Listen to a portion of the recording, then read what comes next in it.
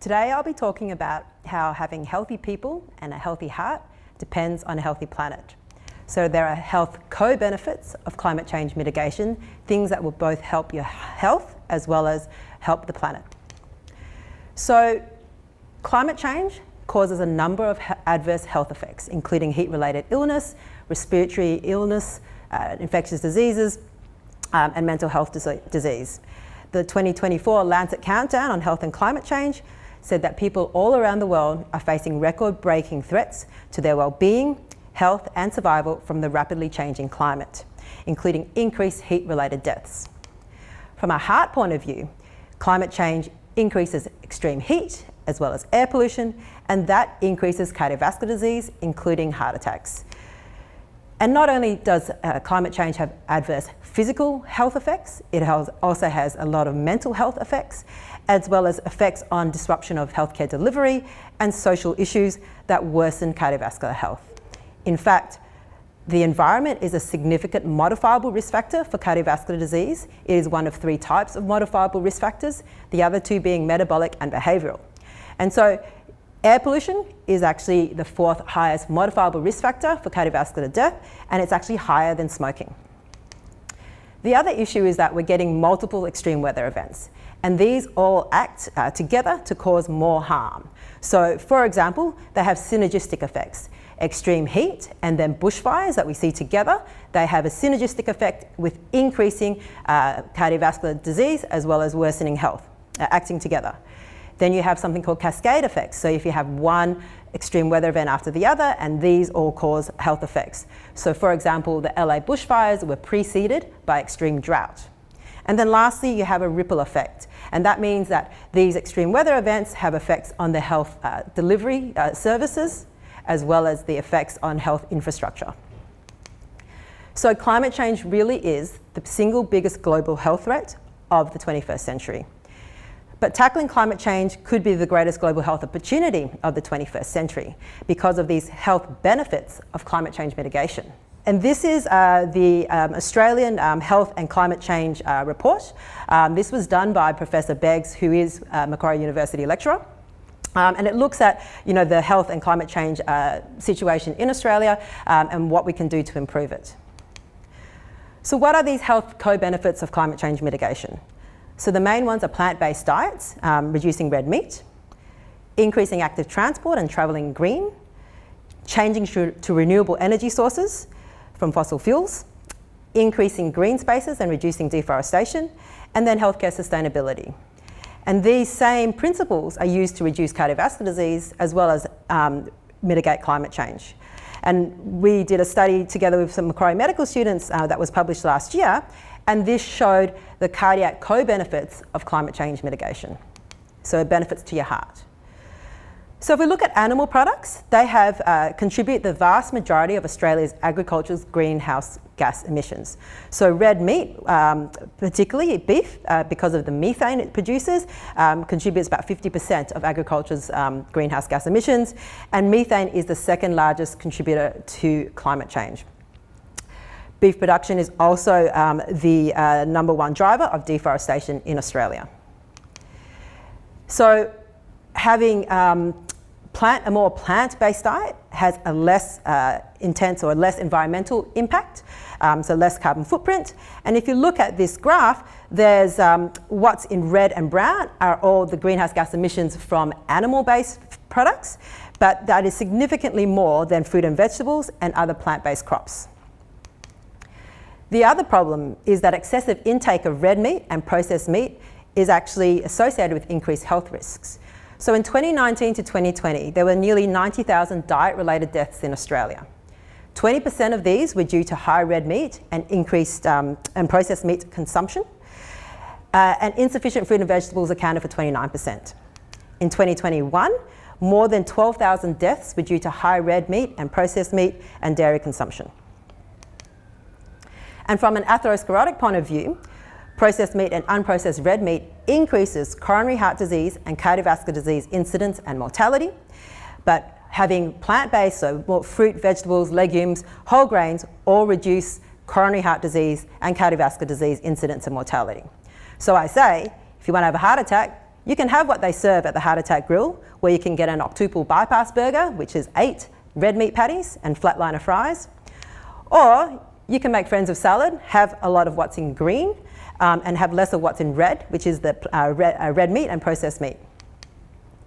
There are multiple plant-based diets, so we know about the Mediterranean diet, pescatarian diets, and then just the vegetarian diets.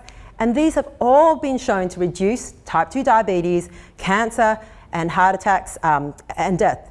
But they've also been associated with reducing greenhouse gas emissions and land use. There's something called an Eat Lancet diet, which recommends large reductions in animal products, and you can see this tiny little red amount of beef in this diagram. And then again, they've also been shown to reduce cancers, type 2 diabetes, and heart attacks. And it's also been associated with lowering greenhouse gas emissions as well as land use, the more you stick to this Eat Lancet initiative. Of course, not all plant-based diets are healthy. There's a lot of unhealthy plant-based diets, high refined sugars, ultra-processed and processed foods, very fried foods. And these are associated with a high risk of death, cancer, heart attacks, and stroke, and type 2 diabetes. And so this is just a picture of the Lismore McDonald's before and after the floods, and I know all about unhealthy diets. I worked at McDonald's for more than 10 years. I also did my interventional cardiology fellowships in places with high rates of coronary artery disease, including Canada, known for its Tim Hortons donuts and something called Bhutan, as well as Glasgow, known for its fried Mars bars.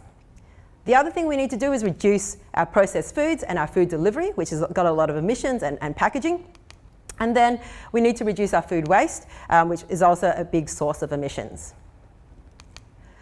So we are unfortunately using more and more of our cars, and they are mainly fueled by fossil fuels, run by fossil fuels, rather than electricity. And why is this a problem? So motor vehicle exhaust causes significant health harms. So it increases death, it increases heart attack death, increases lung cancer, and increases asthma. And there was a modelling study that showed that every year, motor vehicle emissions contribute to 11,000 premature deaths in Australia and more than 12,000 cardiovascular hospitalisations and more than 66,000 asthma in people less than 18. So we need to use our cars less and increase active transport. So active transport involves self-transport that involves less use of your motor vehicle and more physical activity, so walking and cycling, and the use of public transport. So this will not only reduce transport emissions, it reduces air pollution health effects, but it's also better for you. So they've got general and heart benefits, including reducing obesity, heart attacks and cancer, and type 2 diabetes. The other thing we need to do is stop idling our cars. And this is an initiative that I've been involved in, and this is stopping idling, particularly in front of schools and pickups and drop-offs. And this is actually banned already in the UK in front of schools. And in New York City, it's been banned since 1972, and Billy never idles. We need to transition to electric vehicles. There are multiple benefits for electric vehicles, and the new vehicle efficiency standards will also help with bringing in new cars that are more fuel efficient, but that also have zero or pretty much low emissions. So air pollution causes millions and millions of deaths per year, and a lot of these are due to heart attacks as well as stroke. But deaths are just the tip of this air pollution effect pyramid. There are multiple health effects from air pollution. In fact, it affects every single organ of the body, including the unborn fetus. It can cause dementia, it can cause respiratory illness, cardiovascular disease, endocrine disorders, cancer. And then it affects young children as well. So coal, oil, and gas is causing most of the air pollution that we breathe in, as well as contributing to climate change and all these unnatural disasters. And these are two reports that, if you're interested, it's published last year that show the fossil fuels are a health hazard, as well as how air pollution harms our children. So we need to transition away from fossil fuels and use renewable energy sources instead. This will benefit human health, but it will also decrease greenhouse gas emissions, reduce household air pollution, and ambient air pollution. And this is just a simple illustration of how it helps with reducing cardiovascular disease. So this is the cardiovascular disease ED admissions in one hospital, and you can see that initially it's going up. But then as soon as this dotted line where they close the coal coking plant, you get a reduction in the cardiovascular hospital admissions or presentations, and a gradual decline rather than a continued increase. The other thing which, a lot of people can't put solar panels on their houses or if they live in an apartment, but you can change your energy provider to one that only uses renewable energy for your electricity. It is actually becoming the most cheapest form of electricity, the solar and wind. And this is just another study just to show the number, so 8.3 million deaths worldwide, they said was attributable to PM2.5 and ozone from outside air, okay? And 5.1 million of these were linked to fossil fuels. And more than half of these were due to things like heart attacks and strokes, as well as type 2 diabetes. So if we phase out fossil fuels, you could actually reduce air pollution mortality by 61%. We need to get rid of gas. So gas production itself has a number of health effects with oil and gas production, and that's highlighted in this report here. But there's also health effects of domestic gas use, in particular asthma. And this picture is just a little portable induction stove top. So many years ago, we actually just bought one of these, they're cheap, less than $100, a portable induction stove top that you can just put on top of your gas stove. And we've been using that, and it's a whole lot healthier, but it's also a lot more efficient. There are multiple effects of going down the nuclear path. And I won't go into all of this, but essentially going down that way means you're prolonging, you're not transitioning to renewable energy and that green, clean, renewable energy that we would all benefit from. There's also issues with radioactive waste disposal, the amount of water you need to use to cool them, and many, many other issues. But more importantly, there's other issues with that, there's significant emissions that going down the nuclear path would cause, which is more than 2 billion tonnes of emissions on a recent report, as well as the cost to the Australian taxpayer of $700 to $800 billion, which this would come from us, not from any bank, because no banks would fund this. So we need to stop deforestation and increase green spaces. There are multiple reasons why trees are good for your health and well-being. There's about 10 of them listed in that poster.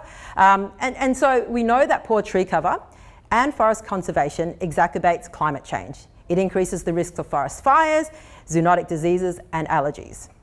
Trees and forests are crucial carbon sinks and biodiversity reservoirs. They reduce air pollution, they absorb a number of pollutants. And they did a study recently that showed Australian ecosystems stored more than 34.5 billion tonnes of carbon. And so, they have significant benefit for our health as well as for our climate. So what are these health benefits? So everything from lowering cancers, reducing obesity, reducing stroke, reducing asthma, improving mental health, and multiple evidence shows how it reduces cardiovascular disease. It also reduces the urban heat island effect. It provides shade.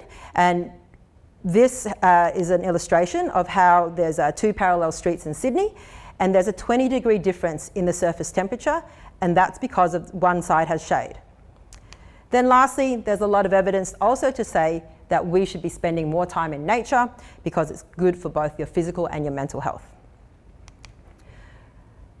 The last co-benefit is that of healthcare's talks about healthcare's carbon footprint. So healthcare accounts for 7% of Australia's greenhouse gas emissions, and this is quite old data. It's actually probably more now because our greenhouse gas emissions continue to increase. The health system in New South Wales was responsible for 6.6% of the total emissions and 4% of water use and 8% of waste in 2017. And in Australia, the majority of the healthcare sector's emissions are what we call Scope 2 and 3 emissions from the goods and services such as equipment and medicines. Unfortunately, Australia is actually one of the worst. We've got one of the highest total healthcare emissions per capita in the world. And again, they're continuing to increase. So we need to stop contributing to the problem of climate change because we know it's impacting our healthcare system and our health, and we do need to provide low greenhouse gas emitting and sustainable health systems. And there was a joint statement that was published last year with the Australian government, but also all our medical colleges, about how we can all work together to achieve sustainable, high quality healthcare in a changing environment. But what can you do as a patient? So prioritising prevention and self-care. So from a cardiovascular point of view, we know you can prevent a lot of cardiovascular disease by doing simple things such as eating a healthy and balanced diet, regular exercise, not smoking, maintaining a healthy body weight. I also encourage people to know their numbers, so know their blood pressure, cholesterol and sugar levels, take the medications as prescribed, and know the warning symptoms. The other issue that contributes to a lot of harm is something called medical misinformation and disinformation. So this is, all the stuff that's on the internet and social media is full of misinformation. And this study just highlights, these are social media posting about medical tests, but what they found was that these posts were misleading, failed to mention important harms, and led to overdiagnosis and overuse. And this is like, an example of how this can breed something called low value care. Lastly, an Australian consumes about 148 kilos of plastic per person per year. And why is this a problem? So fossil fuels are the main source for plastics, and the production of plastics contributes significant emissions, 5.7 million cars on the road every year worth of emissions.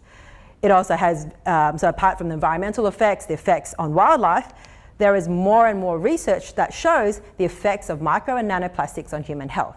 So everything from cardiovascular disease, cancers, endocrine disruption and infertility, and placental issues, and so unborn fetus issues as well. So at Macquarie, we did try to ban plastic water bottles on the wards, and then I would just also encourage everyone to really think about how much plastic they use and really reduce their exposure to plastics, especially single-use plastics. So other sustainability initiatives that we've done last year at Macquarie include reducing paper towel waste and reducing clinical waste, reducing glove overuse. And then I'm just this is for anyone who has asthma or uses inhalers. You need to think about these things called, there's difference between something called metered-dose inhalers and dry powder inhalers. So metered-dose inhalers have significantly more emissions, or greenhouse gas emissions, than something called dry powder inhalers, and that's something you can talk to your doctors about. So sometimes we might feel that what we do does not make a huge difference, given everything else going on in the world. But I want everyone to remind yourself of this ripple effect, which is where the actions of an individual can have far-reaching effects. So if everyone ate a little bit less red meat, used their car a little bit less, used renewable energy, and there were more trees and more active in nature, you would be a lot healthier. So I'll end with this. The continuing health of ourselves and our societies is dependent on a healthy planet, and there is no planet B. Thank you.